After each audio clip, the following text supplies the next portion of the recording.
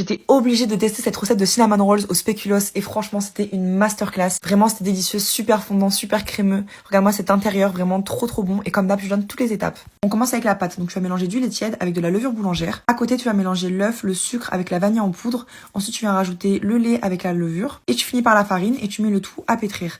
Une fois que tu as une boule comme sur la vidéo, tu rajoutes ton beurre. Et après tu laisses ta pâte pétrir pendant 10 minutes. C'est super important jusqu'à que tu obtiennes cette consistance. Tu couvres et tu laisses reposer pendant 1 heure. À côté on va préparer ce qu'on met du coup dans les cinnamon rolls. Donc pour ça tu mélanges du beurre pommade, c'est juste du beurre que tu as écrasé avec de la vergeoise et des bouts de spéculoos mixés. Quand la pâte a bien levé, tu viens la dégazer et ensuite tu vas l'ouvrir sur ton plan de travail comme je suis sur la vidéo. Tu pars toujours du centre pour aller vers les extrémités et après tu rajoutes ta garniture. Donc si tu galères à l'étaler, tu peux la mettre légèrement au micro-ondes. Tu la mets bien partout et après tu viens faire des bandes de pâte. Donc ici j'en ai fait 5. Et après je viens les rouler comme sur la vidéo, donc faut vraiment que tu serres bien. Et ensuite tu vas les mettre dans un moule, mais il faut que ton moule soit plus grand que les cinnamon parce qu'ils vont encore gonfler.